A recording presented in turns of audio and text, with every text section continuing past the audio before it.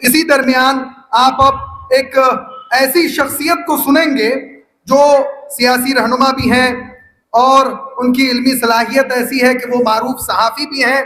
तो मैं ज़्यादा लंबी चौड़ी तमहीद के बगैर कानून साज काउंसिल के रुकन यानी मेंबर ऑफ लेजिस्लेटिव काउंसिल, मारूफ सहाफ़ी और रोजनामा हमारा समाज के एडिटर व बानी जनाब डॉक्टर खालिद अनवर साहब को दावत देता हूं, आप तशरीफ लाएं और मुख्तसर मगर जामे इजहार ख्यालात का इजहार करें। जनाब डॉक्टर खालिद अनवर साहब।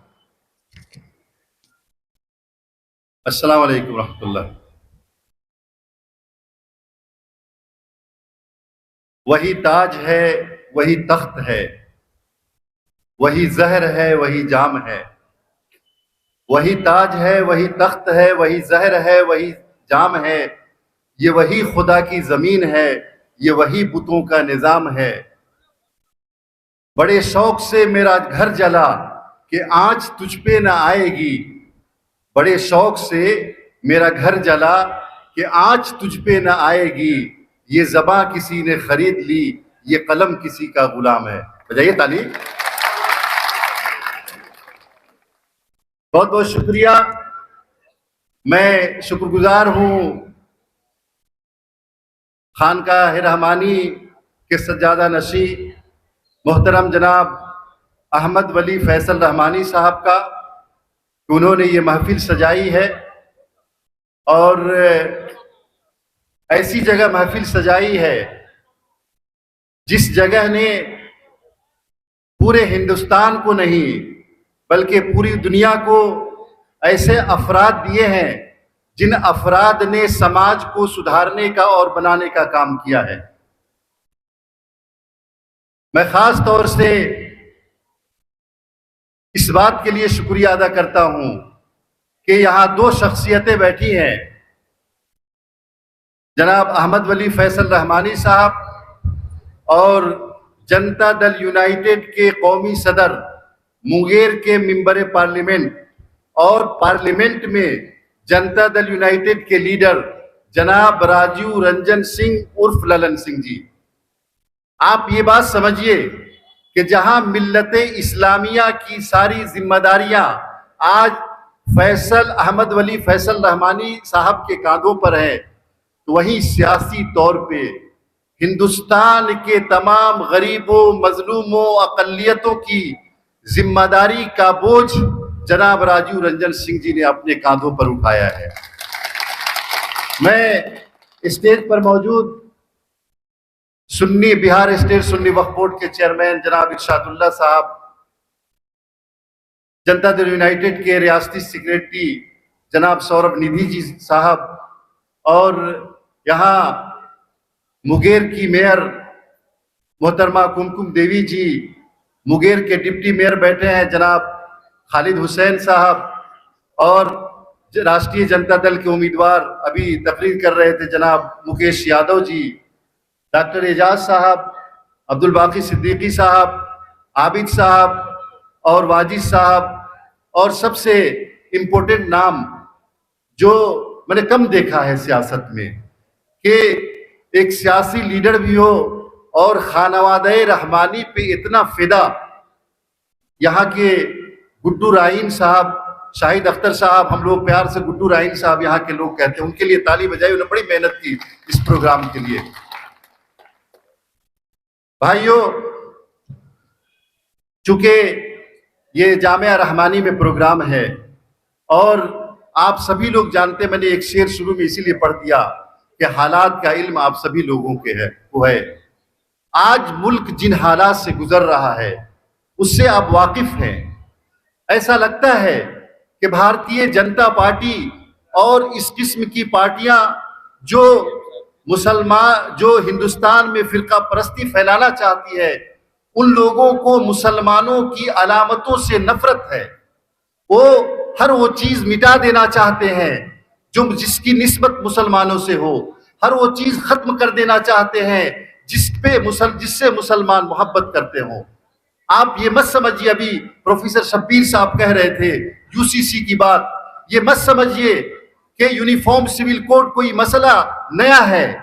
आप ये बात समझिए कि यही हुकूमत है जिसने मुसलमानों के मस्जिदों की खुदाई कर करके मंदिर ढूंढने की कोशिश की। यही वो हुकूमत है जिसको आपकी जबान से नफरत है। यही वो हुकूमत है जो आपकी बच्चियों के बुर्का और पर्दा से जिसको नफरत है। यही हुकूमत है जो ये चाहते हैं कि हलाल गोश्त का इस्तेमाल ना हो। यही हुकूमत है जो ये चाहती है कि आपके मस्जिदों से माइक उतरवा दें। यही हुकूमत है जिसको दाढ़ी टोपी वालों से नफरत है।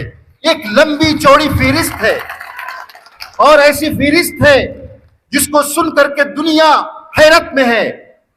और आपको हैरत होगी कि ऐसी हुकूमत के खिलाफ आवाज उठाने वालों के ऊपर क्या क्या कार्रवाइयां हो रही है। ऐसा लगता है कि हाकिम वक्त हथकड़ी लेके घूम रहा है, जो मेरे खिलाफ बोलेगा उसको ईडी, सीबीआई, इनकम टैक्स और पुलिस के जरिए जेल में बंद करवा दिया जाएगा। ऐसे मौके पर जामिया रहमानी की, मुंगेर की, चूंकि मुंगेर की इस जमीन ने पूरे हिंदुस्तान को रोशनी दी है, मुंगेर की इस जमीन ने पूरे हिंदुस्तान को हौसला दिया है, मुंगेर की इस जमीन ने नदवतुल उलमा कायम किया है, all India Muslim personal board कायम किया है, और इसी जमीन ने पूरे हिंदुस्तानी मुसलमानों के सरों पे मोहब्बत की हाथ रखी है। आज मुंगेर की जिम्मेदारी बढ़ जाती है, और मुंगेर वालों की, खास तौर से जामिया रहमानी की जिम्मेदारी बढ़ जाती है कि मुसलमानों के इन हालात में खड़े हों। और अल्हम्दुलिल्लाह मैंने देखा है हजरत मौलाना वली रहमानी साहब को अपनी यानी एक उम्र के बावजूद मैंने अपने डंडे के जरिए मुसलमानों के लिए लड़ते देखा है, और मुझे उम्मीद है कि अहमद वली फैसल रहमानी साहब भी वही करेंगे और कर रहे हैं। मेरे भाइयों, मैं ये कह रहा था कि इस हाकिम के खिलाफ, जालिम हुक्मरां के खिलाफ अगर इस मुल्क में कोई आवाज उठा रहा है, उसका नाम राजू रंजन सिंह उर्फ ललन सिंह है। अकबर इलाहाबादी का बहुत मशहूर शेर है कि रकीबों ने रपट लिखवाई है जाजा के थाने में, रकीबों ने रपट लिखवाई है जाजा के थाने में कि अकबर नाम लेता है खुदा का इस जमाने में। ये आपके मुंगेर के मिंबर पार्लियामेंट के लिए ये शेर है कि ऐसे वक्त में जब बीजेपी के खिलाफ कोई बोलने वाला नहीं है, आपके मिंबर पार्लियामेंट ने परचम उठा लिया कि बीजेपी को खत्म करना है। आप इसको मामूली बात न समझें।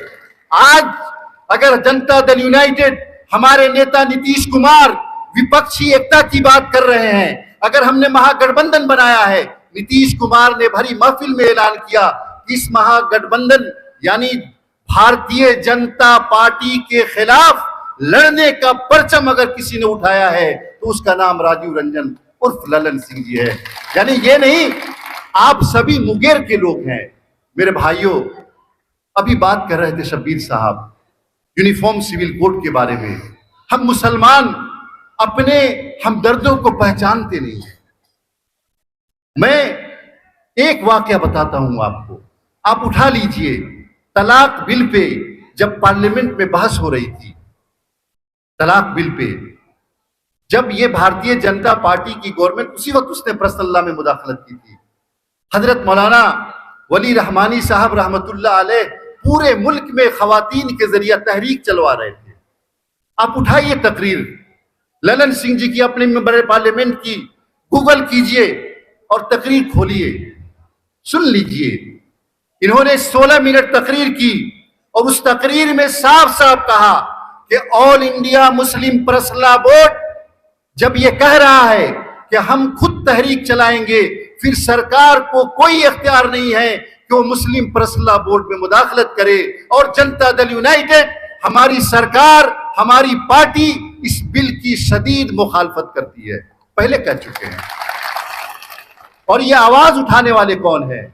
मेरे भाइयों, मुझे याद है 2020 का वाकया कि पूरे मुसलमान सड़कों पे थे। इस जालिम हुकूमत ने सीएए का बिल पास करके ये पैगाम देने की कोशिश की थी कि इसके बाद एनआरसी आएगा। हजरत मौलाना वली रहमानी रहमतुल्लाह अलैह एक पूरा डेलीगेशन लेकर के वजीर आला नीतीश कुमार से मिले और नीतीश कुमार जी के सामने सारी बातें उन्होंने रखी। नीतीश कुमार जी ने ये जिम्मेदारी ललन सिंह जी को दी कि एनपीआर किसी कीमत पे नहीं होगा, एनआरसी लागू नहीं होगा और सीए का कोई सवाल नहीं है। आपको हैरत होगी कि एनडीए में रहते हुए एनडीए की मीटिंग में राजीव रंजन सिंह उर्फ ललन सिंह, कौन है आपके मेंबर पार्लियामेंट है ना, एनडीए की मीटिंग में इन्होंने क्या कहा कि आपकी सरकार रहे या जाए, हम एनडीए में रहें या न रहें, लेकिन एनपीआर एनआरसी का हम समर्थन नहीं करेंगे। मैं ये बताना चाहता हूं कि हमें ऐसे लोगों के बारे में जो हमारी लड़ाइयां लड़ रहे हैं, बंद कमरों में लड़ाइयां लड़ रहे हैं और मुसलमानों की आवाज बुलंद कर रहे हैं पार्लियामेंट के अंदर, ऐसे लोग एक साथ हो जाएं। चूंकि अभी माहौल बहुत ज्यादा, मामला बहुत ज्यादा गर्म होने वाला है इस मुल्क के अंदर। 24 का इलेक्शन है और इलेक्शन ये हिंदू मुस्लिम के नाम पे लड़ेंगे। अभी ये और यूनिफॉर्म सिविल कोड पार्लियामेंट पे लेकर के आने वाले हैं। तो ऐसे वक्त में हम लोगों को मजबूती के साथ खड़े रहना है और ये जरूर पढ़ देना है कि सरफरोशी की तमन्ना अब हमारे दिल में है, देखना है जोर कितना बाजुए कातिल में है। हम अभी से क्या बताएं, हम अभी से क्या, वक्त आने दे बता देंगे तुझे है आसमां। हम अभी से क्या बताएं क्या हमारे दिल में है। हम लोगों को पूरी ताकत के साथ मजबूती देनी है हजरत मौलाना अहमद वली फैसल रहमानी साहब को, हमको मजबूती देनी है राजीव रंजन सिंह उर्फ ललन सिंह जी को, ताकि ये गरीबों मजलूमों की लड़ाई सड़क से लेकर संसद तक, पार्लियामेंट तक और लड़ते रहें और ये जो जालिम हुकूमत है भारतीय जनता पार्टी की, इसको उखाड़ करके फेंके। लड़ाई लड़ेंगे ना हम लोग, जोर से ताली बजाइए, हम बैठ जाते हैं। बहुत बहुत शुक्रिया आप लोगों का।